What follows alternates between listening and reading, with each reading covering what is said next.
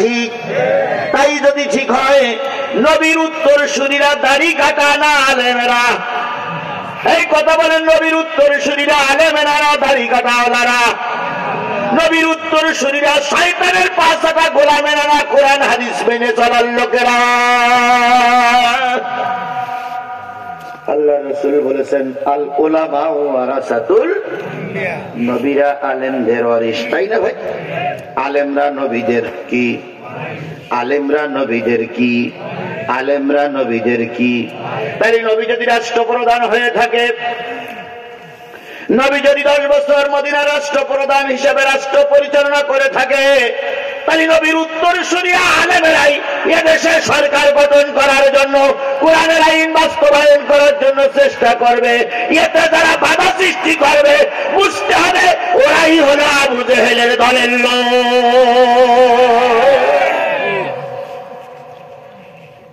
Clear কথা, কোরআনের কথা, আমার বানানো কথা না, আমার বাবার কথা না। এখানে দলদারির কোন প্রশ্ন নাই। কোরআনের বিধান চালু করার জন্য যারাই চেষ্টা করবে তারাই মুমিন। যারা বিরোধিতা করবে ওরা ইসলামের বিরোধী সত্য হয়, মুনাফিক নাই, ফাসিক নাই, কাফের।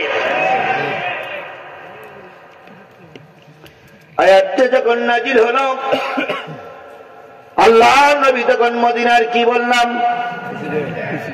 ছোট্ট একটা রাষ্ট্র, লোক সংখ্যা বেশি নয়। ওই গ্রুপের ভিতরে একদল আছে মুসলমান, আর একদল আছে উরির ভিতরে টুপিওয়ালা মুনাফিক, আর একদল আছে কাফের যারা বাইরে থেকে আক্রমণ করতেছে, আর একদল মুসলমান ভিতর থেকে রাসূলের কাজের শিকড় কাটতেছে, আর একদল খাঁটি মুসলমান কোরআন হাদিস টিকায় রাখার জন্য বুকের রক্ত দিয়ে রাজপথে লড়াই করতেছে। কাই গ্রুপ? এখনো সেই 3 গ্রুপ আছে না নাই? এই কথা বলেন, জয়পুরহাটের মুসলমানের এখনো সেই 3 গ্রুপ আছে না নাই? এই জয়পুরহাটেই আছে, জয়পুরহাটেই আছে, জয়পুরহাটেই আছে। একদল মোটেও ইসলাম চায় না, একদল মোটেও ইসলাম, আর একদল ইসলামের ভিতর থেকে ইসলামের ক্ষতি করতেছে, আর একদল ডাইরেক্ট আল্লাহর কোরআন বাস্তবায়ন করার জন্য জীবনের ঝুঁকি নিয়ে রাস্তায় নেমেছে। এই 3 দল এখন আছে তো? তখনও ছিল এই 3 দল। তার ভিতরে একজন ছিল মুনাফিক, নাম তার বিশর। কি নাম? বিশর। উনি মক্কা থেকে হিজরত করে মদিনায় আসছে রাসূলের সাথে, কিন্তু ওনার নিয়ত বড় খারাপ। ওনার নিয়ত, যদি রাসূল মদিনায় দিয়ে সরকার গঠন করে, তাহলে ওখানে মদিনার থেকে যত সম্পদ অর্জন করবে বাইতুল মালে জমা হবে, আমি ভাগ পাবো, ওই ভাগ আমিও পাবো, আমিও দেব। রাসূল মদিনার প্রেসিডেন্ট হয়ে গেলে গনিমতের মাল আসবে, সেই মালের ভাগ আমি পাবো। আবার যদি দেখি রাসূলের বিপদ, লাফ মেরে কাফের নৌকায় উঠব, কাফের দলে চলে যাব, আমারে আর মুসলমানরা খুঁজে পাবে না। এরকম একনিষ্ঠ আল্লাহর বান্দা এখনো আছে না নাই?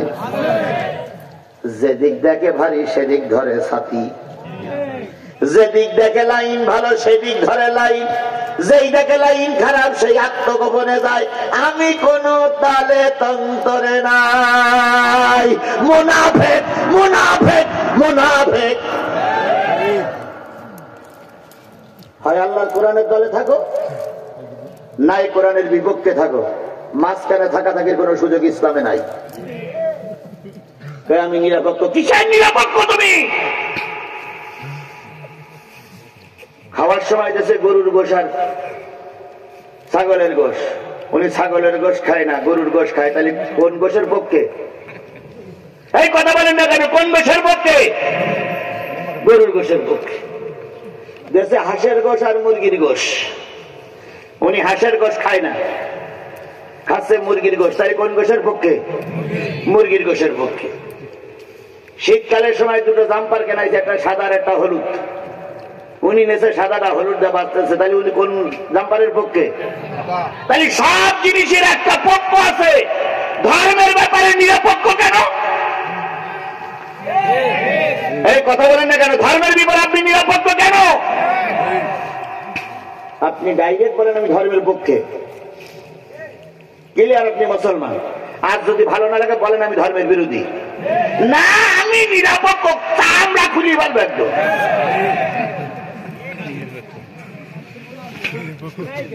নিরপেক্ষই মানেই মুনাফিক, নিরপেক্ষই মানেই মুনাফিক। কথা বলে ঠিক বলে ঠিক।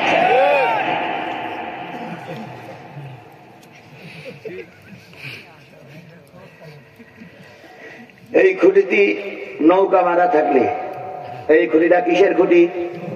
আওয়ামী লীগের খুঁটি। এই খুঁটিতে ধানের শীষ মারা থাকলে এই খুঁটিটা কিসের খুঁটি? বিএনপির খুঁটি। ওই খুঁটিটা নাঙ্গল মারা থাকলে ওই খুঁটিটা কিসের খুঁটি? এই খুঁটিটা দাড়িপাল্লা মারা থাকলে এই খুঁটিটা কিসের খুঁটি? তাহলে একটা একটা খুঁটি, একটা একটা পক্ষে। আপনি মাঝখানে বলতেছেন আমি চাই মার্কা নিয়ে আসি, আমি নিরপেক্ষ। মুনাফিক, মুনাফিক, মুনাফিক।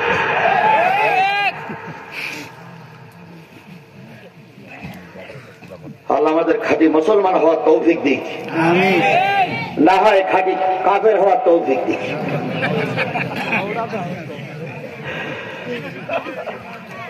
মজাক যাবি না ভাই না হোক, আমরা মাঝখানে থাকতে চাই না। আপনারা কি থাকতে চান? এই কথা বলেন, আপনারা থাকতে চান? আল্লাহ আমাদের হেফাজত করুক। তাহলে রসুলের সঙ্গে একজন লোক অর্থের আশায়, নারীর আশায়, বাড়ির আশায়, গাড়ির আশায়, মন্ত্রিত্ব পাওয়ার আশায় হিজরত করেছে। নাম তার কি বললাম? বিশর। বৈশিকা তালবস র বিশর। নবীর সামনে এসে টুপি মাথায় দিয়েছে, ইয়া বড় পাগড়ি পরেছে, ইয়া বড় জুব্বা পরেছে। নবীর সামনে বলতেছি ইয়া রাসূলুল্লাহ, আমি একজন নির্ভেজাল মুসলমান। আল্লাহর নবী পোশাক পরিছে, দাড়ি টুপি দেখলো, দেখে অনুমান করলেন তিনি মুসলমান। মুসলমান হিসেবে বগলের নিচে রেখে দিলেন। এবার রাসূল ইহুদিদের দেশে আনসার আর মুহাজিরদেরকে নিয়ে বসলেন। আমরা মুহাজির, তোমরা আনসার, আমাদের থাকার জায়গা, খাওয়ার জায়গা, পোশাক পরিচ্ছদ সবকিছু তোমাদের দায়িত্ব। আনসার ভাইরা যারা ছিল তাদের দুটো বাড়ি, যারা ছিল একটা বাড়ি মুহাজিরদের জন্য দান করে দিলেন। সুবহানাল্লাহ জোরে বলবেন না? এখন আপনাদের যদি বলি দুটো বাড়ি আছে, একটা বাড়ি হুজুর থাকবে, তখন কি বলবেন? যে না, আমার রাত্রি জামাই নিয়ে আসবে। যার দুটো বাড়ি ছিল সে একটা বাড়ি ইসলামের জন্য কি করে দিল। যার দুইটা খেজুর বাগান ছিল সে একটা খেজুর বাগান ইসলামের জন্য দান করে দিল। যার মাঠে 2 কানি জমি ছিল 1 কানি দান করে দিল, আর 1 কানি রেখে দিল। এভাবে করে 2, 3, 4 যা ছিল প্রয়োজন ভাবে আর সব দান করে দিল। ওই বিষয় ঘর বানানোর জন্য, বাড়ি বানানোর জন্য একটা জায়গা পেয়েছে, কিন্তু জায়গাটা তুলনামূলক ভাবে কম। তুলনামূলক ভাবে কি? যতটুক জায়গা লাগে একটা ঘর প্রতি, অতটুক জায়গা তার নেই। তারপরে মুহাজির মানুষ ঘর বাড়ি তৈরি করে বসবাস করে, কিন্তু রাস্তায় বেরিনের পথটা ছোট। ঘর বাড়িটা ছোট জায়গায় করেছে, মনে মনে টার্গেট নেয়, যদি জায়গাটা একটু বড় হতো, ঘরটার ব্যাসার্ধ বাড়তো, আমি একটা রাস্তায় যাওয়ার জন্য একটা পথ পাইতাম। তাই মনে মনে টার্গেট নিল কিভাবে একটু জায়গা বাড়ানো যায়। অপেক্ষায় ছিল। যখন দেখলো রসুলের হাত একটু শক্তিশালী হয়ে গেছে, হঠাৎ করে একদিন রাত্রিতে ঘুম থেকে জেগে আরো 2-1 লোক সঙ্গে নিয়ে এক ইহুদির বাড়ি ছিল, তার বাড়ির পাশে 5 হাত জায়গা লম্বা করে দখল করে এনেছে। কয় হাত? লম্বা লম্বি 5 হাত জায়গা দখল করেছে, যাতে করে আমি বেরোতে পারি। রাতারাতি ঘেরা 5 হাত জায়গায় ওই দিক সরে গেছে। ইহুদি সকালবেলা ডেকে মুসলমান হুজুরি ডেকে বলতেছে, হুজুর ঘেরা ছিল 5 হাত ওই পাশে, রাতারাতি ঘেরার কি যৌবন ফিরে আসলো? নাই, রাতারাতি 5 হাত এই পাশে কেন, কিভাবে আসলো? বিশর যখন বলতেছে আমি ওই রাতারাতি 5 হাত ওই পাশে গেছি। কেন? ভাই আমার জায়গা দরকার। তো যারা অন্যায় ভাবে জমি ঠেলে, জয়পুরহাটের লোক তাদেরকে কি বলে? আইল ঠেলা, তাই বলে তো। আইল এখানে প্রতি বছর 1 বিঘে তো ঠেলে, 5 বছর পরে দেখা গেল যে আইল 2.5 হাত অধিক সরিয়ে গেছে। তাহলে এদেরকে কি বলা হয়? আইল ঠেলা বলে তো, না রাস্তা ঠেলা? কোনটা ঠেলা বলে? রাস্তা তো ঠেলা যায় না, আইল ঠেলা। ইহুদি বলতেছে তুমি না মুসলমান, তুমি না টুপিওয়ালা, তুমি না হুজুরি দলের লোক, তো মুসলমান আইল ঠেলে এটা তো আমি জীবনেও শুনিনি। তখন বিশর কলার নাড়াতে বলতে সেনিস আমরা বলে এখন ক্ষমতায়, আমার নবী এই দেশের প্রেসিডেন্ট, কথা বলবি তা কাল্লা আলাদা করে ফেলবো, আমাদের রাষ্ট্রে থাকবি তা আমাদের কথা মতন চলবি। ইহুদি ভয় পেয়ে গেছে, ও আল্লাহ আবু বকর ওমর কি মুসলমান আর এরা কোন মুসলমান? এ জাতের মুসলমান কি আমাদের সমাজে এখন আছে? জোরে বলেন আছে, আরো জোরে বলেন আছে। ক্ষমতার বাহাদুরি দেখাও, ক্ষমতা দেখাও, শেখ হাসিনার থেকে শিক্ষা নাও, চিরকাল ক্ষমতা থাকে না। শেখ হাসিনাও বলতো আমি পালাবো না। 41 সাল পর্যন্ত আমাদের নামানের মতন কোন বিরোধী দল বাংলাদেশে এখনো তৈরি হয়নি। খালেদা জিয়াকে নিয়ে মন্তব্য করতো, টুস করি বাড়ির থেকে ফেলাই দাও। কি বলিনি বলিনি বলিনি? হুজুরদের 7-8 জন নেতা মেরে দিয়েছি, আর হুজুররা মাথা উঁচু করে দাঁড়াতে পারবে না। এমন এমন মন্ত্রী বলেছে জামাত ইসলাম বলে কোন দল আছে বলে আমাদের মনেই হয় না। বিএনপির ভাইরা এত তাড়াতাড়ি ভুলে দেবেন না। খালেদা জিয়াকে ক্যান্টনমেন্টের বাসির থেকে বাড়ির থেকে 1 কাপড়ে বের করে দিয়েছিল। খালেদা জিয়ার চোখের পানি মনে হয় এখনো শুকাই যায়নি। সেই কথাটা আমাদের মনে আছে, আপনারা মনে রাখতে পারেন না কেন? পারেন না কেন? পারেন না কেন? ইতিহাস ভুলে যাইয়েন না। শেখ হাসিনাও কম জ্বালান জ্বালাইনি। আচ্ছা, সে যে চলে যাবে ওরাও স্বপ্নও কল্পনা করিল? শেষ পর্যন্ত 4 বাহিনী 5 বাহিনীর লোক যাইয়ে যখন বলতেছে ম্যাডাম লাইন খারাপ, কিসের খারাপ? তারাও বলি পুলিশের হেড বলতেছে ম্যাডাম একটা মারলি 4টে বাড়াই, কয়টারে মারবো? সেনাবাহিনীর প্রধান বললে ম্যাডাম রেডি হন, কোথায় যাবো? কায় পালাই যেতে হবে। ম্যাডাম তখন বললে আমার বিরিয়ানি। তখন বিরিয়ানি রান্না হচ্ছে, হুজুরদের মেরে ছাত্রদের মেরে দুপুরবেলা কি খাবে? বিরিয়ানি খাবে। বাবু এসে বললেন যে আমি উপরে তালা যেই দেখলাম 1-1.5 কিলোমিটার শুধু লোক আর লোক। বিরিয়ানি আপনার খাওয়ার দরকার নেই, বিমানে চলেন।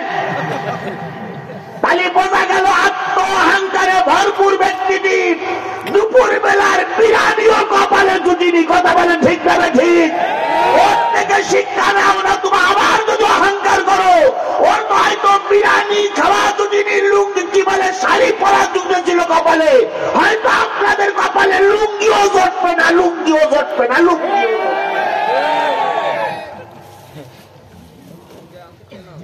ক্ষমতা চিরকাল কারোর হাতে থাকে না। থাকে? টাকা যেমন কারোর কাছে চিরকাল থাকে না, ক্ষমতাও চিরকাল কারোর হাতে থাকে না। সেদিন 7-8 থানার আমি জানি 17টা গাড়ি, এখন শুনতেছি 20টার উপরে গাড়ি। সেদিন এই ভাড়াউট তারা 2-3-4-5 থেকে এসে আক্রমণ করেছিল। কথা বলে ঠিক না? ঠিক। আচ্ছা, শুধু কি পুলিশের জন্য এসেছিল না, এলাকার কেউ না কেউ তাদের সহযোগিতা করেছিল? এলাকার কেউ না কেউ গোয়েন্দাগিরি করেনি? বলেন, গোয়েন্দাগিরি করেনি? আমার সেই দিনকার মাহফিলটা ছিল ওই রাস্তার পাশে, এত দূরে ছিল না। আমি যখন দেখতেছি গাড়ি সব ঢুকতেছে, শুধু লাইট আর লাইট। আমার সেই সোনার মানিকদের কথা আমার মনে পড়ে, যারা স্টেজের চারিপাশে বাঁশের লাঠি নিয়ে দাঁড়াইছিল, তার ভিতরে অনেকেই এখানে হয়তো এখনো বেঁচে আছে, লাঠি নিয়ে দাঁড়াইছিল। আমি এরকম কথা বলছিলাম ওপেন, যখন দেখলাম তারা গাড়ি নিয়ে ঢুকতেছে, আমি মঞ্চের থেকে একটা হুঙ্কার দিয়েছিলাম, গাড়ি যদি আর এক হাত সামনে আগায়, জনগণের একবার বলবো ভোট, সব গাড়ি কিন্তু পুরাইয়ে উড়াইয়ে দেবে, একটা পুলিশও তার কল দেখতে পাবে না। ওই যে গাড়ি থামলো, আরে দুই চিন্তা করলো, জয়পুরহাট থানার, জয়পুরহাট জেলার যত পুলিশ সব আমাদের সাথে আছে, বিজিবি আছে, গোবিন্দগঞ্জের থানার পুলিশ আছে, তারপরে সাহস নিয়ে বলে কি করে গাড়ি বুড়াই দেবে। মা বোনেরা তখন ইশারা করলো, হুজুর আপনার কিছু করতে হবে না, আমরাই যাচ্ছি। কোমরে শাড়ি কাপড় জড়াইয়ে, ঝাঁটা লাঠি যা যা ছিল, হ্যাঁ ঝাল পর্যন্ত ভেজে নিয়ে গেছে, পুলিশের মুখে মারবে। কি সাহস, কি সাহস, কি সাহস! আমি আজকে এসে শুনলাম ওই মাহফিলের পাশে একটা বাঁশঝাড় ছিল, বিশাল বাঁশঝাড়। আমি শুধু মঞ্চে বসে শুনতেছি বাঁশ কাটা শব্দ হচ্ছে, কোটান কোটান কোটান। মুহূর্তের ভিতরে বাঁশঝাড়ের সব বাঁশ কাটা শেষ। 3 হাত 3.5 হাত করে লাঠি নিয়ে মুসল্লি যা আমার সামনে আছে তার সেই বেশি আছে পুলিশের সামনে। লাঠি নিয়ে যখন দাঁড়াই গেল, পুলিশ তখন ব্যাগে জাতি বাধ্য হইলো, ব্যাগে জাতি বাধ্য হইলো, ব্যাগে জাতি বাধ্য হইলো। আজকে সেটা আশ্চর্য কথা শুনলাম, বলবো? এলাকার লোক এসে বলছে, হুজুর সেই দিন যে বাঁশঝাড়েতে বাঁশ কাটা হয়েছিল, সেই বাঁশঝাড়ে আজও পর্যন্ত আর একটা বাঁশও হয়নি। কথা সত্যি তো? কথা সত্যি তো? এই আপনারা ভাড়াউতির লোক বলেন, কথা সত্য তো? এখনো পর্যন্ত সেই বাঁশঝাড়ে আর একটা বাঁশও হয়নি। তাহলে সেদিনের আন্দোলনটা যারা করেছিল, তারা ছিল প্রকৃত কোরআন প্রেমিক। আজকে অনেক নতুন নতুন নেতা কর্মীর আবির্ভাব ঘটবে, কিন্তু সেদিন যে মা বোনেরা অগ্রণী ভূমিকা পালন করেছিলেন, যেদিন যে ভাইয়েরা, যে বাবাজিরা বাঁশঝাড়ের বাঁশ কেটে নিয়ে ওই জালেমদের মোকাবেলা করেছিলেন, এরাই হলো প্রকৃত আল্লাহওয়ালা, আল্লাহওয়ালা। আমি মুসাফির দোয়া করি, আল্লাহ জীবনের কোন আমল যদি এলাকার মানুষের কবুল না হয়ে থাকে, সেই দিনের আমলটা আল্লাহ তুমি কবুল করো, সেই দিনের আমলটা আল্লাহ তুমি কবুল করো, সেই দিনের আমলটা কবুল করে আল্লাহ তুমি এর ওসিলায় কই এলাকার নারী পুরুষ সবাইকে জান্নাতের মেহমান হিসেবে কবুল করে নাও। বিশর নামক ওই মুনাফিক কয় হাত জায়গা দখল করেছে? ইহুদি চিন্তা করলো, মুসলমানের চরিত্রতে এমনটি হয় না। ইহুদি বিশরকে ডেকে বলতেছে, ভাই তুমি না হুজুর টুপিওয়ালা নামাজি, আমার জায়গা দখল করলে। হুজুর তখন বলতেছে, বেশি কথাবার্তা উল্টো পাল্টা বললে কাল্লা আলাদা করে ফেলবো। ইহুদি ভয় পেয়ে গেল, এ কোন মুসলমান? আর আবু বকর ওমর কোন মুসলমান? কিছুদিন ইহুদি চুপচাপ থাকার পরে সিদ্ধান্ত নিল, কারোর সঙ্গে না বলে নালিশটা নবী মুহাম্মাদের সঙ্গে করা দরকার।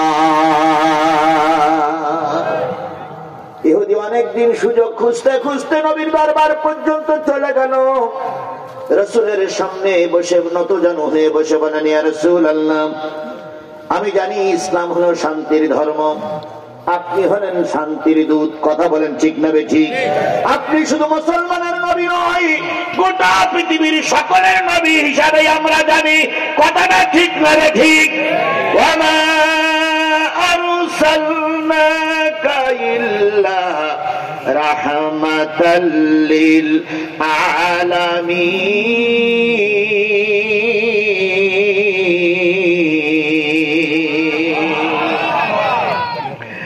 নবী, আমি আপনাকে গোটা কুল কায়নাতের জন্য রহমত করে পাঠিয়েছি। তাহলে নবী কি শুধু মুসলমানের নবী? নবী কি শুধু ইহুদিদের নবী? নবী কি শুধু হিন্দুদের নবী? নবী যদি সকলের নবী হয়, কোন মুসলিম ভাই যদি আশেপাশে থেকে থাকেন, আছে কিনা আমি জানি না, তবে দুই একজন থেকে থাকেন, সাদা কাগজে লিখে রাখেন, নবী যেমন কোন দলের নবী ছিল না, হুজুররা কোন দলের নির্দিষ্ট কিনা হুজুর না। যদি হুজুররা দেশ চালাতে পারে, সবচেয়ে নিরাপদে থাকবে আমার দেশের 1 কোটি অমুসলিম।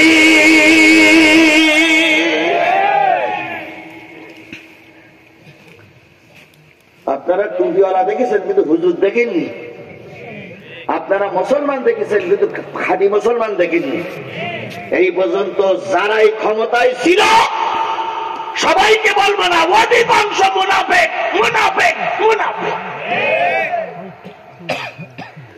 সবাইকে বলবো না, কারণ মন্দের ভিতরে ভালো আছে। ইহুদি নবীর কাছে তার ফরিয়াদ পেশ করলেন। নবী বিশরকে ডেকে বললেন, বিশর ঘটনাটা কি? ইয়া রাসূলুল্লাহ, আমি আপনার দলের লোক, জায়গা একটু দরকার, তা না হলে তো চলে না। তো কি করিস? কই 5 হাত নেছি, বেশি নেই। কয় হাত আছে? বেশি নেই।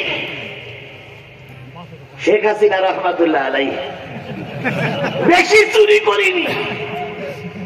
এক ব্যাংকে 832 ভরি সোনা পাওয়া গেছে, বেশি না।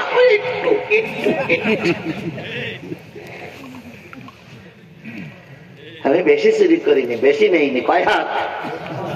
5 হাত। 10 কেজি বেশি নেইনি, 10 কেজির একটু কম। আমি বেশি জায়গা দখল করিনি। কয় হাত দিছি?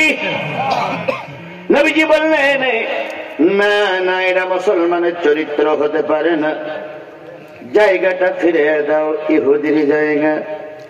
ইয়া রাসূলুল্লাহ, মক্কায় আপনার সাথে ছিলাম। এবার নিজের পরিচয় বলতেছে, মক্কায় আপনার সাথে ছিলাম, বাচ্চা পরিবার রেখে হিজরত করেছি, আমি হিজরতের বন্ধু।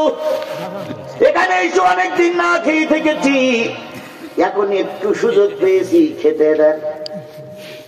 16 বছর আমার কর্মীরা না খেয়েছিল, এখন একটু খাচ্ছে, ওটা বেশি না, একটু একটু একটু।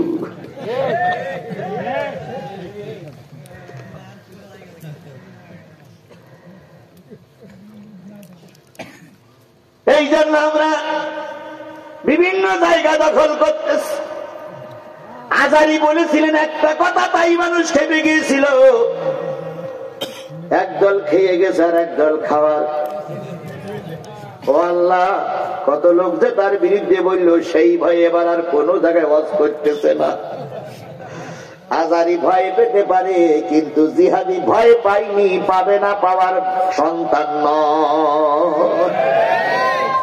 আমি আপনাদের কাছে প্রায় জায়গায় বলতেছি, ভাই আমি আগে যাচ্ছিলাম তাই আছি। যদি মনে করেন আগের মতন অবস্থা খারাপ, ছোট্ট একটা সিরকুট লিখে দেবেন, আমি এমন কায়দা করে পালাই যাব, আপনারা কেউ আমার খুঁজে পাবেন না, কারণ আমার পালাইনে অভ্যেস আছে।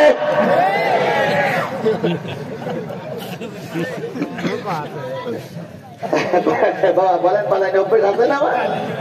রই মাছ, রই মাছ, ওরে বাপ রে বাপ। এই বেটাটা যদি না থাকতো সেদিন যে আমার কি হইতো ভাই। এই বড় বড় ধানের গোছ কেজি রেখেছে, এলাকার লোক এত 70 কেন আমার জানে, ওই পাশে যাবো তো গোলা বাড়িতে কাটতে পারিনি, সব তেরো লম্বা লম্বা করে দিয়েছে। ওরা আমার নিয়ে যাই বললাম, রই হয়তো পায়ে ফোটে। আর একজন 8-5 জন ছিল, তোরা বললো, হুজুর তাহলে এক কাজ করেন, আপনি আমাদের কাঁধে ওঠেন। কাঁধে ওঠা হয়, আমি এখন যুবক মানুষ, কই না হুজুর ওঠেন। ওরা আমার 4-5 জন উঁচু করে ধরিয়েছে, আমার তো কেরম খারাপ লাগছে। উঁচু করে কয়েক কিলোমিটার যে নিয়ে গেছিল আল্লাহই ভালো জানে, ওই বড় বড় ধানের গাছের ভিতর দিয়ে। আল্লাহ আল্লাহ, যারা ওই দিন রাত্রে আমার সফর সঙ্গী ছিল, তাদের সবার জীবনের গুণাগুলো মাফ করে দাও। আমার যদি জাহান্নামে দিয়ে তুমি শান্তি পাও, কোনো দুঃখ নেই, কিন্তু আমার সাথীদেরকে তুমি দোজখে দিও না, দোজখে দিও না, দোজখে দিও না। মা বোনেরা, আমি আপনাদের কোন রক্তের সম্পর্ক ছিলাম না, আপনারা কেউ আমার ছোট বোন না, কেউ আমার মেয়ে না, আমি কারোর মায়ের পেটের থেকে এই এলাকায় আসিনি। যারা সেদিন আমার জন্য এই ভূমিকা পালন করেছিলেন, আমি কিয়ামতের দিন দাঁড়িয়েও যদি আল্লাহর কাছে দোয়া করার সুযোগ পাই, আপনাদের জন্য দোয়া করবো আল্লাহ যেন আপনাদের মাফ করে দেয়, মাফ করে দেয়, মাফ করে দেয়। ইয়া রাসূলুল্লাহ, বেশি জায়গা দখল করিনি, কয় হাত?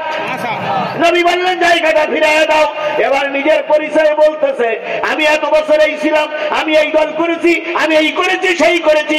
নবী মিসকে হাসি দিয়ে বললেন, ইহুদির জায়গা ফিরিয়ে দাও। মুসলমান আমার পরিচয় দিয়ে তুমি চান্দা তুলবা? আমার পরিচয় দিয়ে তুমি টেম্পো স্ট্যান্ড দখল করবা? আমার পরিচয় দিয়ে লোকের পুকুর তালুক দখল করবা? তুমি আমার দলের কেউ না, কেউ না, কেউ না। একথাটা জামাতের আমির বলতে পারে, আপনি কেন বলতে পারেন না? আপনি কেন বলতে পারেন না? আপনি কেন বলতে পারেন না?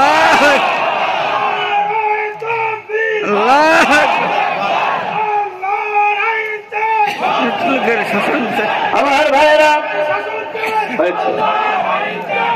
আল্লাহ নেই বলেন জায়গাটা কি করো? কথা বলেন জায়গাটা কি করো? মুসলমান নামক মুনাফিক খুশি না বেজার? আরো জোরে বলেন। ফিরে আসতেছে, জায়গাটা দিলাম কিন্তু রাখতে পারলাম না। হায় রে ব্যথা, হায় রে কষ্ট। আস্তে আস্তে হঠাৎ করে ওমরের বাড়ির পাশে এসে দাঁড়িয়ে ওই হুজুর, ওই মুনাফিক বলতেছে, নবী তো কোনোদিন স্কুলে পড়েনি, নবী তো লেখাপড়া জানে না, লিখতেও জানে না, পড়তেও পারে না, আইন সম্পর্কে ভালো ধারণা নাই। ওমর আমাদের সমাজে লেখাপড়া জানে, আইনের বই তার বাড়িতে কোনে কান খুঁজলি পাওয়া যেতে পারে। চলো তো রায়টা তার কাছে নিয়ে যাই, তিনি উত্তম রায় দেবেন, এটা তুমিও মেনে নেবা, আমিও মেনে নেব। ইহুদি পড়ে গেলেন বিপাকে, হাইকোর্টের রায় হয়ে গেছে, এখন নিচের কোর্টে আসি কি করে? হাইকোর্ট মানে নবীর কোর্ট। কথা বলেন ঠিক না বে ঠিক? শেখ হাসিনার ফাঁসি জয় হয়েছে, শুনছেন আপনারা? এই শুনেছেন আপনারা?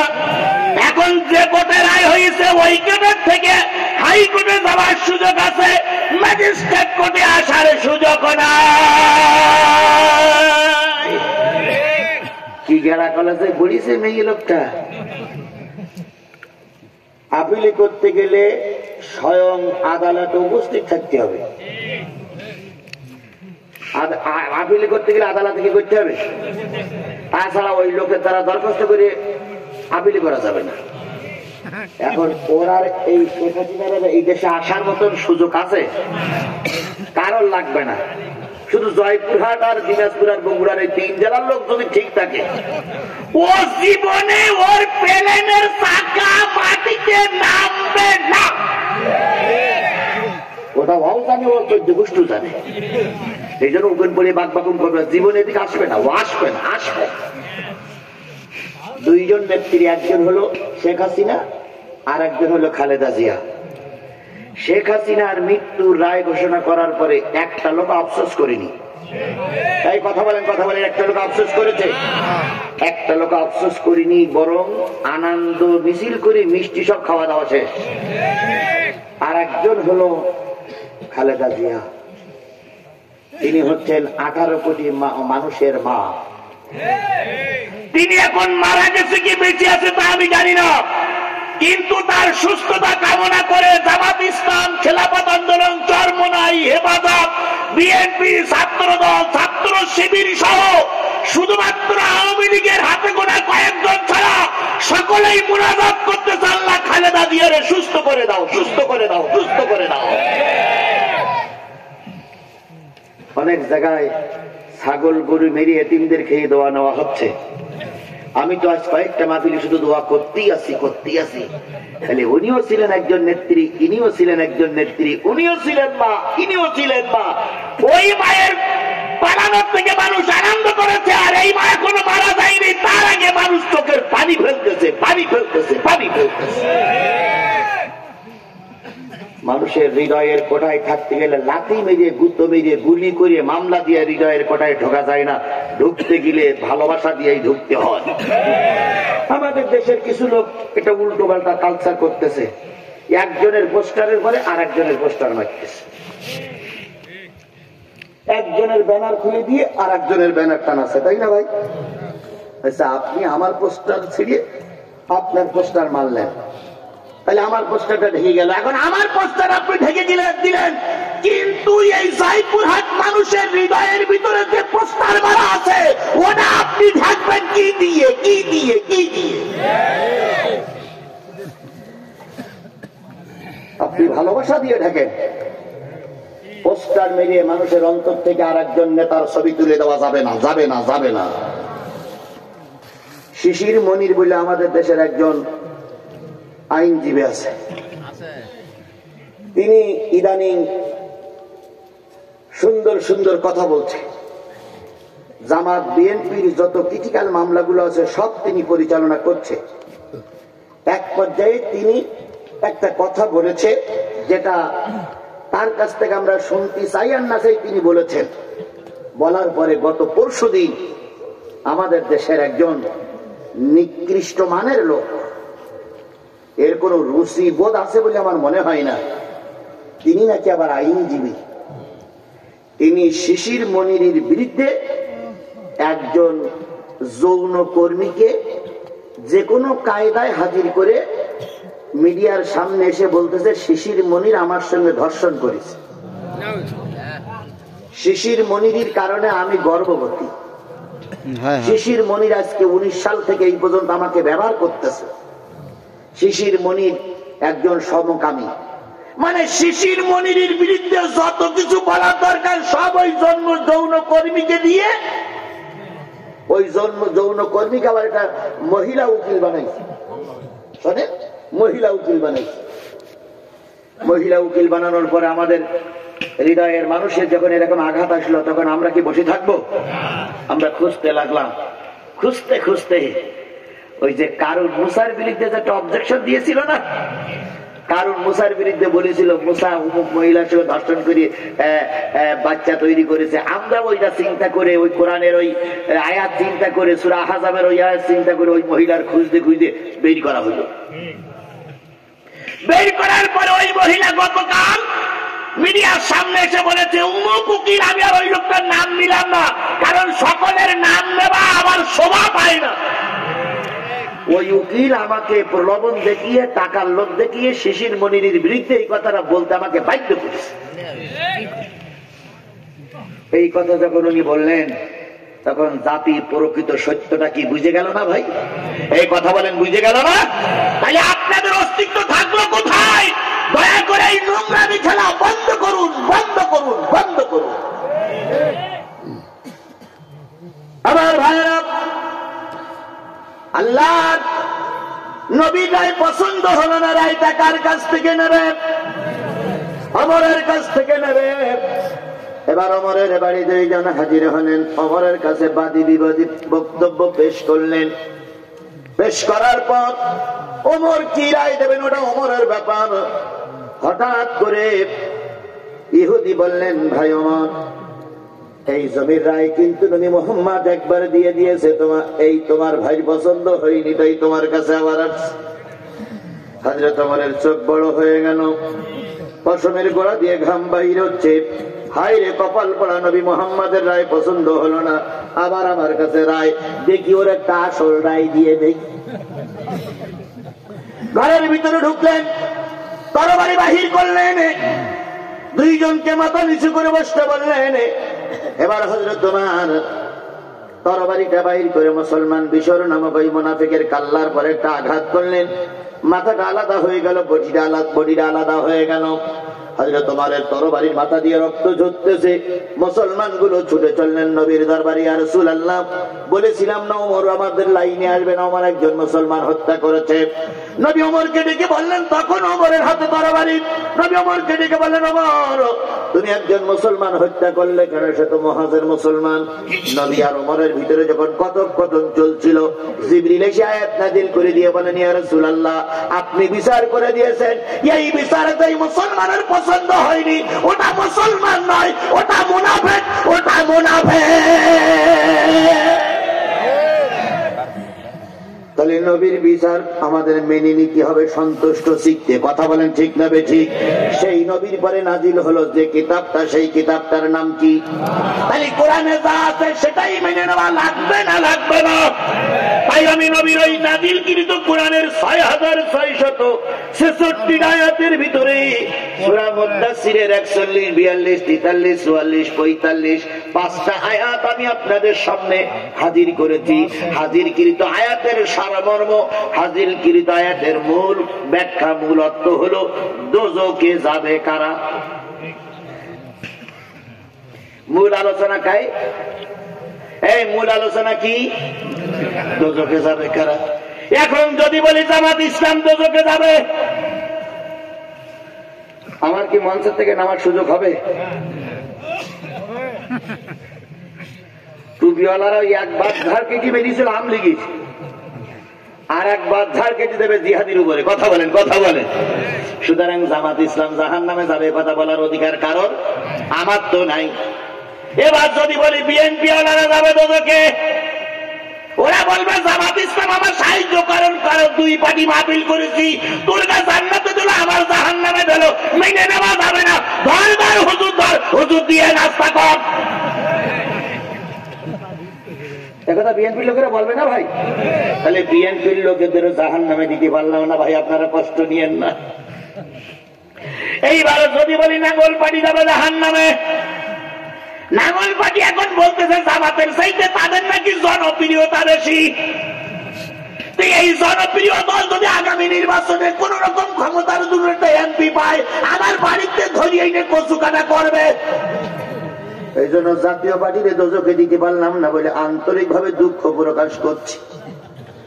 এইবার যদি বলি 17 বছরের স্বৈরাচার ওরা যাবে জাহান্নামে, ওরা কিন্তু কথাগুলো এখান থেকে রেকর্ড করে শেখ হাসিনা বুবুরে শোনাবে। বুবু বলবে তৈরি থাক, ভারতীয় বাহিনী নিয়ে আসতেছি, জিহাদের বাড়ি যেখানে আছে সেখান থেকে খুঁজে নিয়ে আসবো। তাহলে আওয়ামী লীগকে জাহান্নামে দিতে পারলাম না, বিএনপি জাহান্নামী না, জাতীয় পার্টিও জাহান্নামী না, জামাত ইসলাম জাহান্নামী না। তাহলে বাংলাদেশের যতগুলো লোক দল করে, এই 4টি দলের ভিতরে অথবা চরমনের দলের ভিতরে, এই 5টা দলের ভিতরে তো বাংলাদেশের 18 কোটি মানুষ। এই কথা বলেন। তাহলে এই 4টি দলের 5টা দলের কেউ যদি জাহান্নামে না যায়, তাহলে বাংলাদেশের কোন লোক দোজখে যাবে না, যাবে না, যাবে না। কথাটা কি ঠিক? বাংলাদেশের কিছু লোক দোজখে যাবে না, যাবে না। সেই লোকগুলো কারা? আমি সেই লোকগুলোর নাম পরিচয় বলবো। কি দিয়ে? আর এতে যদি হুজুরদের ঘাড়ের পরে চেপে যায়, কিছু করার নেই। এতে যদি আওয়ামী লীগের ঘাড়ের পরে চেপে যায়, কিছু করার নেই। অন্য দলের ঘাড়ের পরে চেপে গেলে কিছু করার নেই। তাহলে আমি 4টি দলের পরিচয় বলবো খুব সংক্ষেপে, যেহেতু আশেপাশে অনেকগুলো মাহফিল নেওয়া আছে, আজকে বেশি রাত পর্যন্ত মাহফিল করব না। সংক্ষেপে 4টি, সংক্ষেপে কারা দোজখে যাবে এই কোরআনের আয়াত দিয়ে আমি আপনাদের বুঝাই দিয়ে মোনাজাত করে চলে যাব। ওই বুঝাতে যতটুকু সময় লাগে, খুব বেশি হলে, খুব বেশি হলে, খুব বেশি হলে, খুব বেশি হলে আধা ঘন্টা থেকে 35 মিনিট। এই আধা ঘন্টা 35 মিনিট সময়কে আপনারা থাকতে রাজি আছেন? কারা কারা রাজি আছেন? 2 হাত উঁচু করে আল্লাহরে দেখান।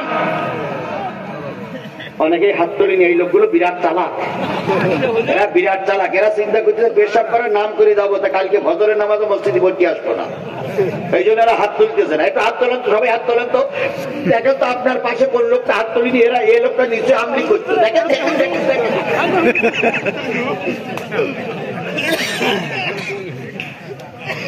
আমিন। হাত নামান। তাহলে আপনারা, আমি 11:30, খুব বেশি হলে 11:35, এতটুক সময়ের ভিতরে ওয়াজ শেষ করবে। এতটুক সময় থাকবেন তো? থাকবেন তো? থাকবেন তো? আল্লাহ আপনাকে আমাকে কবুল করুক। সকলে মিলে বলেন আমিন। আগের যে দ্বিতীয় বক্তা ওয়াজ করছিল, আমি মঞ্চে এসে তা দেখিনি, তবে উনি যেভাবে টাকা তুলেছে আমি খাতি খাতি শুনতেছিলাম। তাই এখনো মাইকাওয়ালার যে ভাড়া সেই ভাড়ার অর্ধেক টাকাও এখন উঠিনি। মাইকল আছে ভাড়া, ওই দেশে মাইকল এইটুকু কত ভাড়া রে? ওরে বাপরে, 28,000! আমি তো জীবনেও শুনিনি। আচ্ছা, ওর এতগুলো হরেন, এতগুলো লাইট, 28,000 টাকা ঠিকই আছে নাকি? এর চেয়ে কম পাবেন বলে আমার মনে হয় না। আল্লাহ ওর মাইকি, লাইটি, ওর ইঞ্জিনের পর আল্লাহ বরকত দিচ্ছে। তাহলে এর দিতে 28,000। আচ্ছা, আপনারা এখানে যখন 1,500 করে দিচ্ছিলেন, 28,000 টাকা হয়েছে বলে মনে হয়? হয়েছে কিনা আমি জানি না। তাহলে ওটা তো গেল মাইক ভাড়া। আর আপনারা যারা খাওয়ার ব্যবস্থা করেছেন, খাইছেন, হুজুর নিয়ে আসছেন, এই করেছেন, সেই করেছেন, সে টাকা কি আল্লাহ ফেরেশতা জিবরাইলের মাধ্যমে পাঠাবে? সে টাকাগুলো আমাদের যদি না দেওয়া হয়, আগামী বছর এখানে আর মাহফিল হবে না। এই জন্য আমি আপনাদের সকলের কাছে করজোড়ে অনুরোধ করছি, এই মাহফিলের জন্য সর্বোচ্চ টাকা 20 টাকার নিচে কেউ আসা যাবে না। আজকে কেউ আসা যাবে না। যদি আপনার কাছে টাকা না থাকে, আমার কাছে ধার করে নেবেন। আব্দুল একটা মাহফিল আছে না এখানে?